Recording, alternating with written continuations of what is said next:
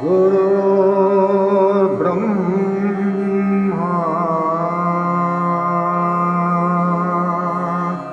Guru Vishnu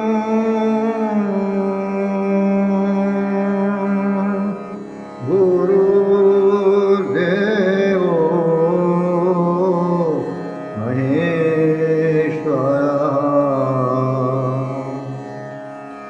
Guru Sakshat Parabrahma Guru Sakshat Parabrahma Tasmai Shri Gurave Namaha.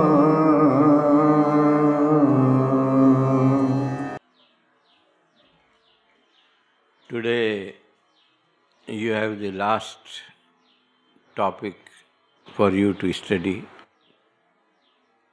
Hegel. Your sound today was very enthusiastic and reassuring.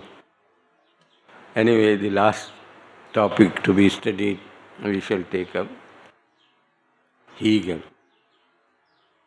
Hegel also is a German philosopher, and as I told you, German philosophers perhaps are mad after obscurity. They are so enamored of being unclear and obscure that it is very difficult to enter into the meaning of what they are telling us. There is an incident about Hegel that shall be sufficient for you to give you an introduction of the man that you are going to study. A man once asked Hegel to define his philosophy in one sentence. He was not able to do it. He asked a Christian monk to define his religion or philosophy in one sentence, and he said, "Love thy neighbor as thyself. This is my religion." Hegel was not able to define his philosophy. In answer to it, he wrote 10 volumes of his book, The Phenomenology of the Spirit. The title of the book is The Phenomenology of the Spirit. 10 volumes. When the book was published, he complained, "People do not read my books. Only one man reads, and even he does not understand." That is what Hegel remarked. It has also been said somewhere that the art of serving pure nonsense has reached its zenith in Hegel. That means he is very obscure because of the terminology they use, which they coin themselves. But authors have rendered human service, and we shall be able to have a look at his philosophy. I will tell you in a nutshell. Hegel asks, what is the business of philosophy?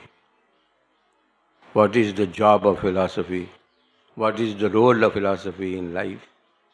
And pat his answer comes to understand the rationality permeating every tinsel and fiber of creation. Meaning rationality, the whole scheme is rational. There is reason everywhere in everything, even in the planets, in man, animal kingdom. Wherever you go, it is governed rationally, by reason. Reason is the governing principle everywhere. And when we say reason is the governing principle, meaning there is a purpose in it to be served, there is teleology to be served. That is what Hegel tells us. What is the purpose? What is the design? The purpose and design cannot be realized except through evolution, through movement. There is movement everywhere in the world. The creative story is a teleological story.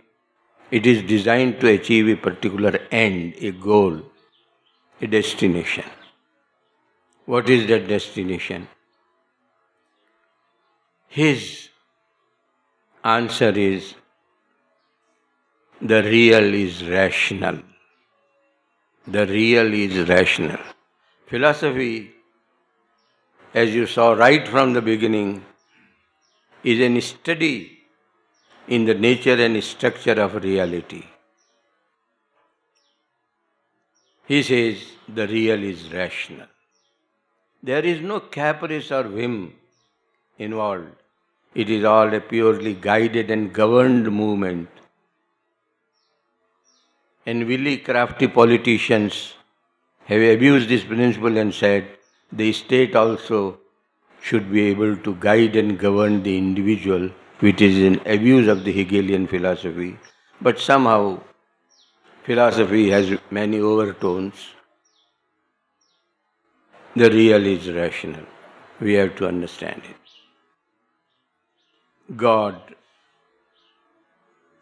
or the perfect idea, is the basic reality. And God cannot live without expressing Himself into the outer world. If you could notice, the title of his 10 volumes, The Phenomenology of the Spirit. Spirit is the primary idea called God. Phenomenology means evolution, its expression in the phenomenal world, the world of experience and nature. That is also the only job of philosophy, to understand the nature of our experience and to find that it is rational, through and through rational. This point of view, Hegel asserts, the rational governs the whole creation. There is evolution. Evolution means change of state. Things are changing, but they are not changing capriciously, they are changing to an end, to a purpose, because it is reason which governs them. And how is this change brought about? Talking of teleology, of cause, reason is all very well, but what is this reason, what is this cause, what is this purpose? And a wonderful thesis, in the most succinct manner Hegel says, understand it properly. The world at any point of time is both a product and a prophecy. The world at any point of time is both a product and a prophecy. Product means all that has gone beyond it, before it, is preserved, is retained in it. Prophecy means all that is to come in the future is also available in it. Meaning the whole process is contained in any stage you choose to pick up. How it works? Kant talked of certain relations, quantity, quality, modality, relation. We did not enter into that web of logic. For us it is sufficient to realize that amongst the relations, the most important, the most vital relation is the relation of opposition, contradiction, struggle. Hegel goes to the extent of saying, nothing can be understood except in relation to the relations it has with other objects of the world or entities of the world. You can know a thing only by its relation to other things. Who is he? His name is this, he is his son, he is his son, daughter, this, that, whatever it is, nephew, whatever it is, those relations are there. You take away all relations, it will become a cipher, it is non-entity.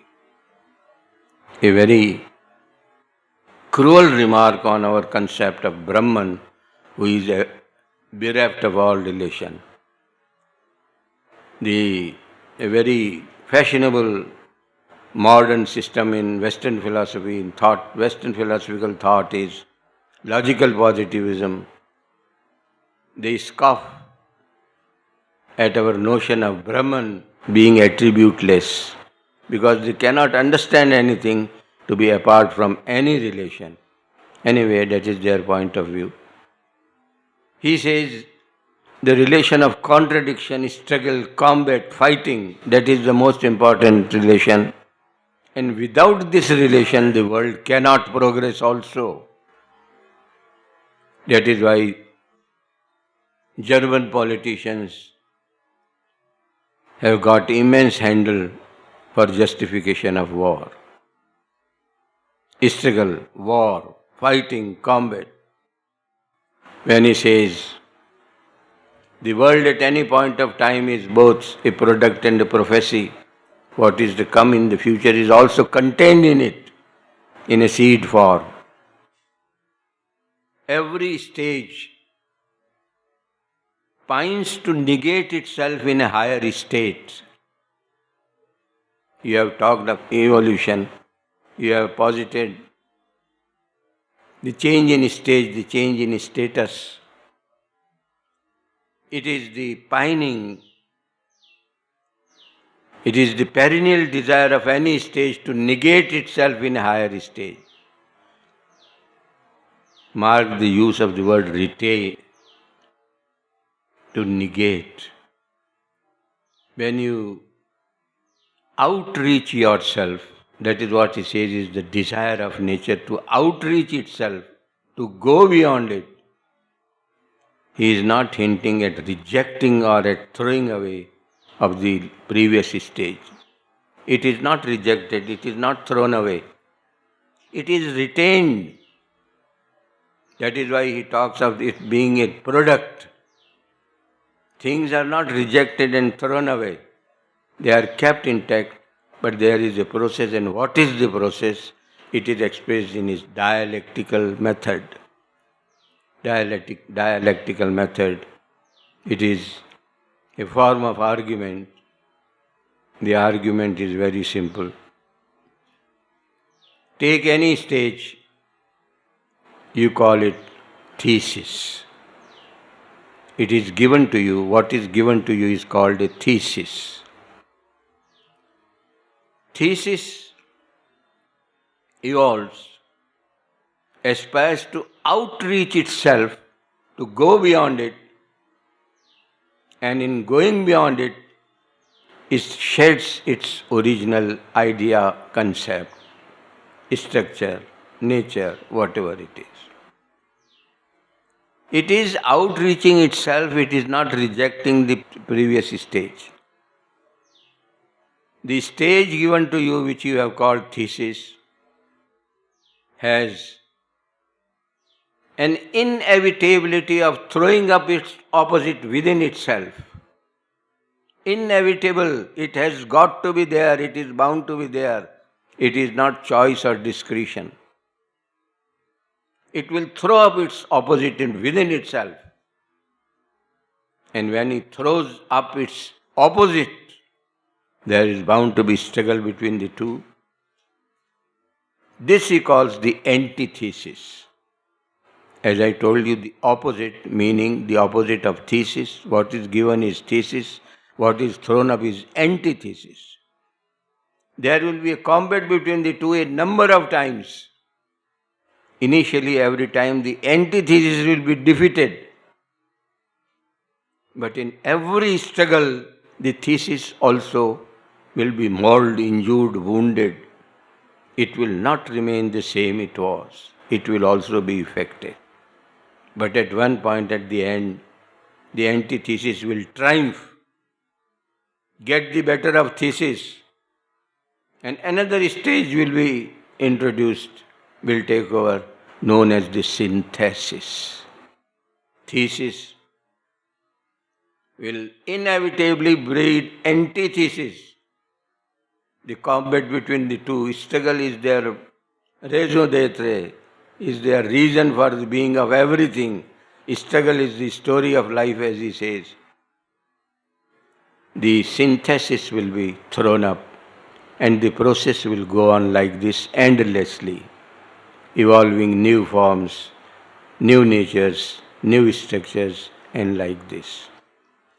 You have not understood it properly. Let us take an example. You are born. An organism is born. Life is there. The opposite of life is death. We normally speak, a man died on that day, in that year, and like this. In fact, the man did not die on that day. He died the moment he was born. Thesis and antithesis are born together.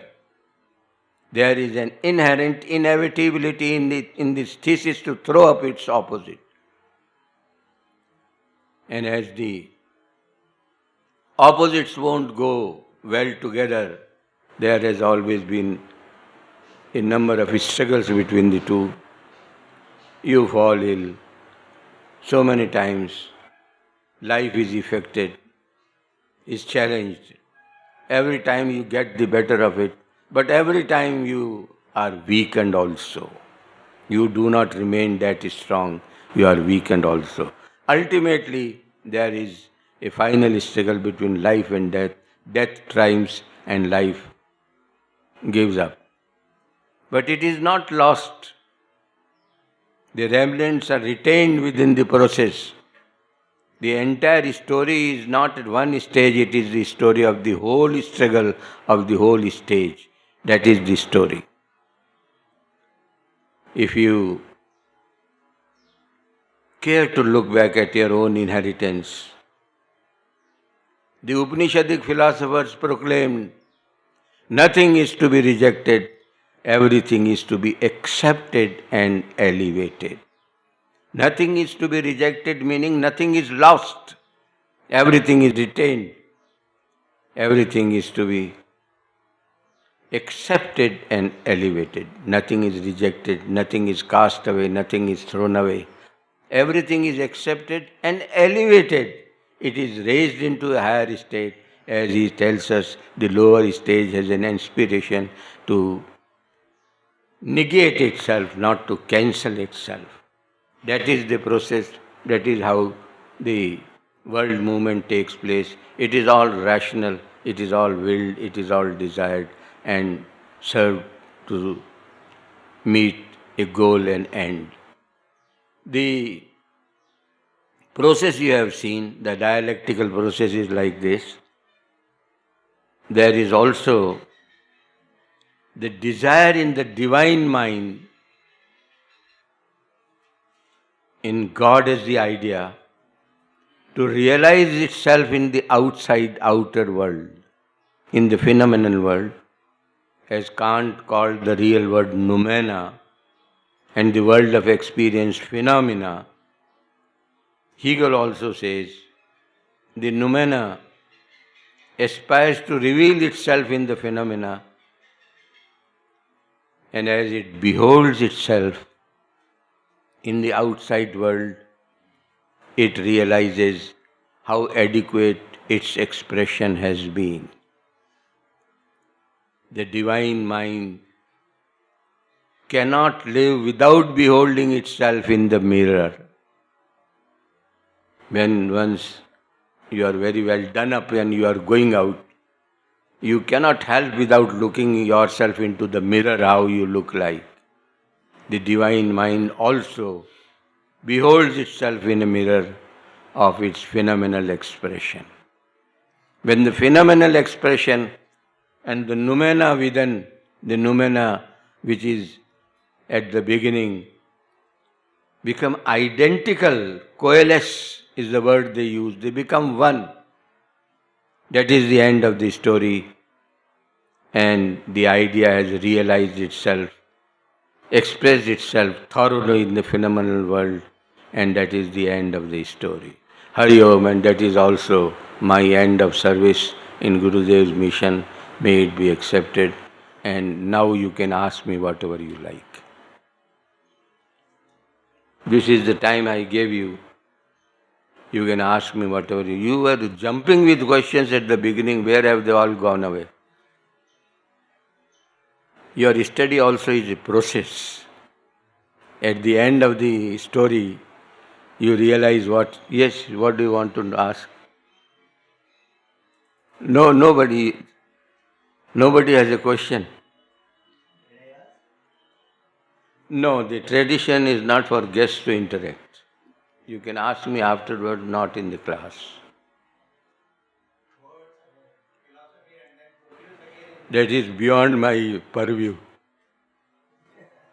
Listen, I will tell you a real incident from my life. I did my MA in 1952.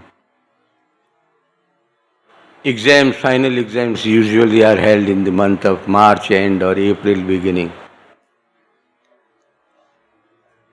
I did it in 1952, and after taking the examination I was proceeding to Delhi on some work. For some reason, I do not now remember. On the train, I met a monk, a sannyasin. He clearly appeared to be a foreigner. He indeed was a foreigner. He was a citizen of Denmark, Dane. He was wearing ochre robes, warm clothing in summer, peak summer. That aroused my curiosity, and even otherwise also, being a student of philosophy, he attracted my attention.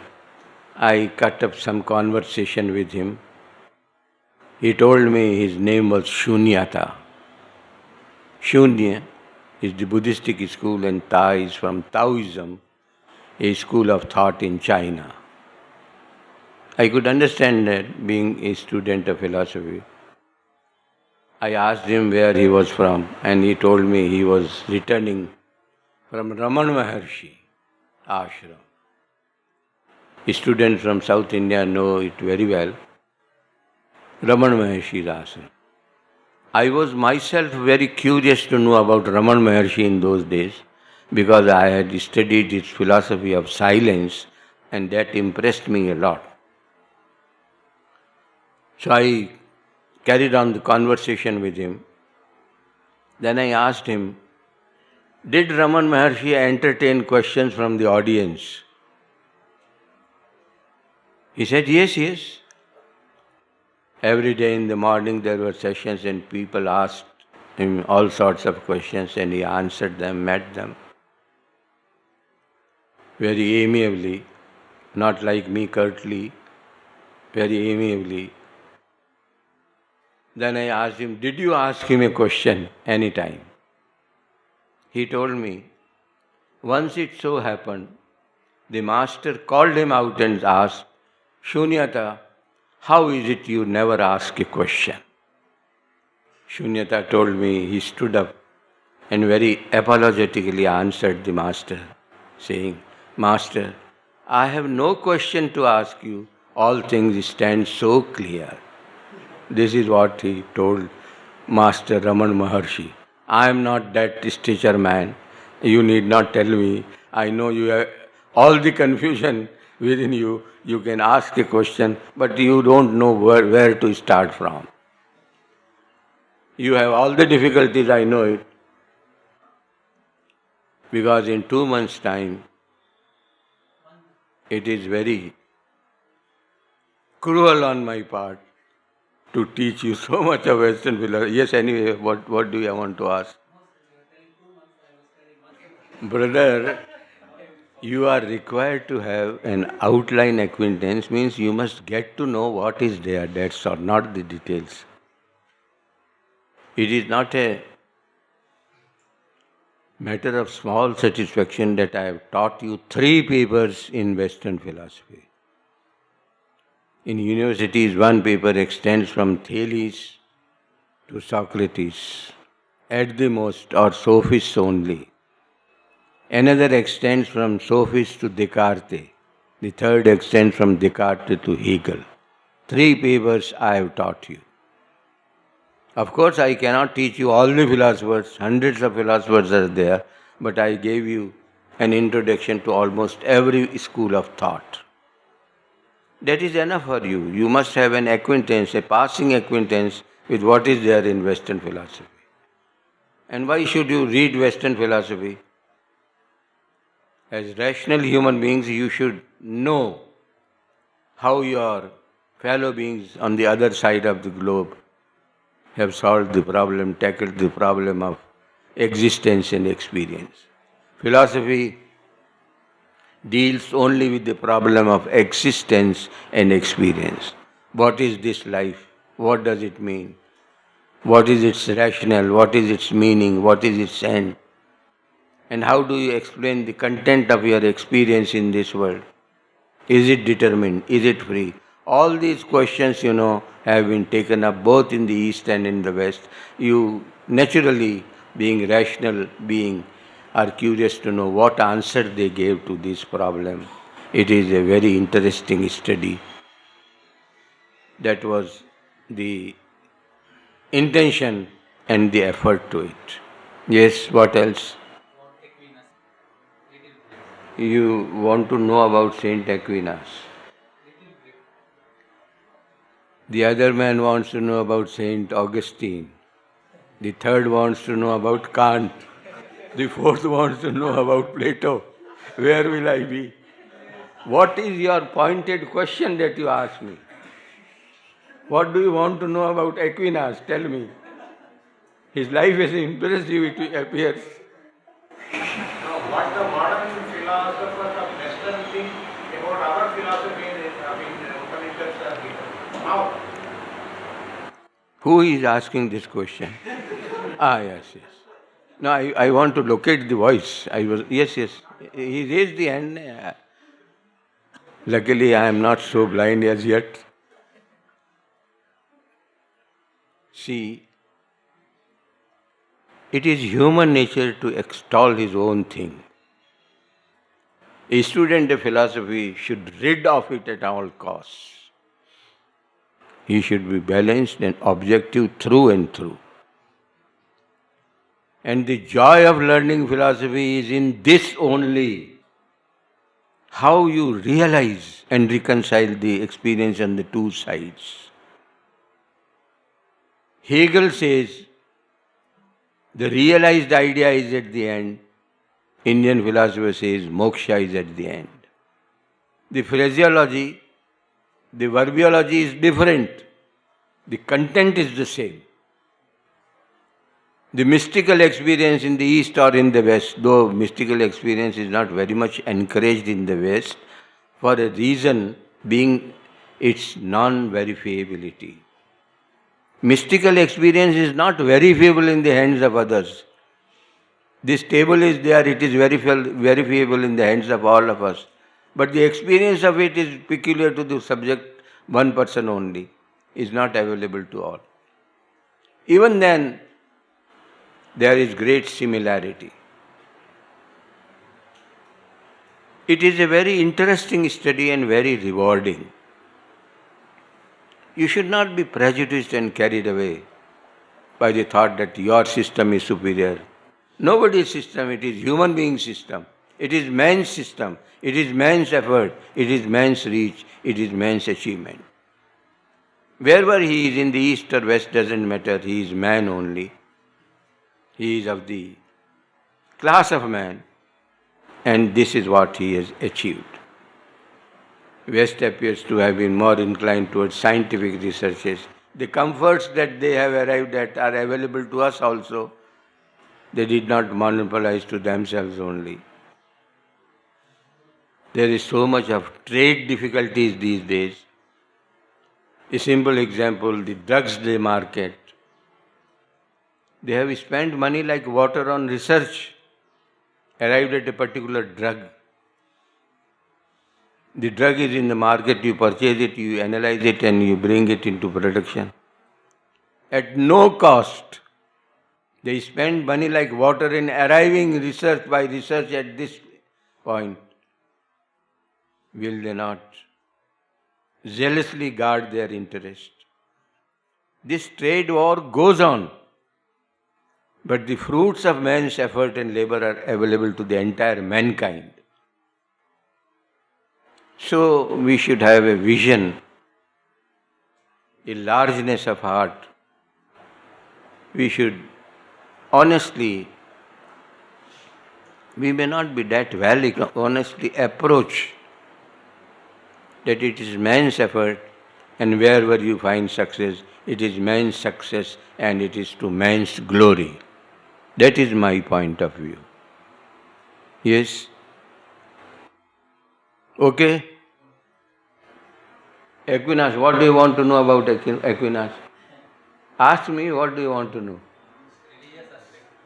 Religious aspect. It is religion only. Philosophy he imported wholesale from Aristotle. Whatever you read in Aristotle, form and matter, the four causes, everything with minor amendments. Pure form, Aristotle says, is God only. He says other beings also may be pure forms. Spiritual beings, he talks of being pure form. Angels also, like this,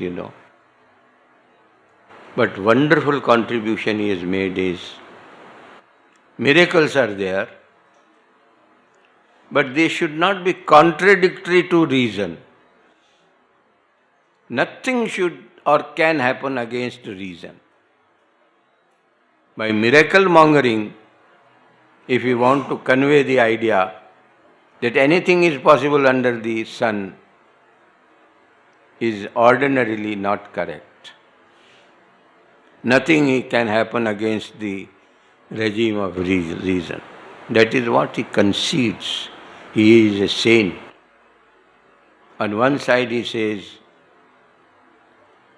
matters of religion are not issues of philosophy, they are dogmas of faith. And how beautifully he writes, God invites us to believe. God invites us to believe. To know is our nature. To believe also should be our nature. As Augustine told you earlier, belief and reason must go hand in hand. They are not opposed to each other. They are complementary. They are supplementary. What else you want? For moksha or salvation or the end of the story is, all Christian faiths believe in emancipation or salvation being available in the hereafter. In this life, as you have the concept of Jivan Mukti in Shankar, you do not have it there. It is only in the life hereafter. Nearness, proximity to God. This concept is, I think, not that developed in details as the Indian philosophical concepts are. Anyway, it is an approach worth appreciating. That is their point of view. Aquinas' life is more interesting and inspiring. It is awe-inspiring in a way. To renounce even a small thing calls for great courage. To give it up, opulence in those days, feudal lord of those times, Middle Ages. It was the same with Buddha also. Kapilvastu is a very small estate municipality. But you cannot imagine the blessings of that entity. Colossal. They are not modern times, they were medieval times. To deny oneself all these joys, comforts of life, willingly and willfully, calls for great courage. That is why they have been taught to you. To be acquisitive is our basic human nature. Man is acquisitive by nature. He wants to hoard things. He is greedy also. But this is also man's destiny, to transcend greed and acquisition, avarice, to go beyond. This is also man's glory. And philosophy should inspire you in that direction. Okay? Anything else? Yes? Hegel speaks about thesis and antithesis. Is it similar? I don't hear you. Hegelian philosophy, we come across thesis and antithesis. No? Oh, what does he say? Thesis and antithesis. Huh? Hegel. Eagles, what? Is it similar to Saturn and divine in Bible? Is it? Similar to concept of Saturn and God in Bible. I have not heard you. Is it similar to Satan and God in Bible? Yes. Huh? Satan and God. Satan and God. Satan and God in Bible. This is the What God in Bible? Satan. Satan. Satan. This I call it Satan. The whole world calls it Satan. How do you call it? Satan and God. God is the opposite pole. Hegel's Thesis and antithesis, they are synthesized at the end of the process. Satan is the rejection of God's regime. He is the opposite. Of course, he is antithesis, but he does not contain synthesis in itself. The Bible has not thrown up a third alternative ahead of God and Satan. I think so. I have not thought over it, but this must be the approach there. That is an. I always have a necessity upon me. I never ask anything which I have not taught. In the examination, you will be asked only what you have been taught and nothing else. Now I wish you the best. My parting good wish to you. Live a happy life. Live a healthy life. Above all, live a noble life. And always live the Hindu way of life. God bless you.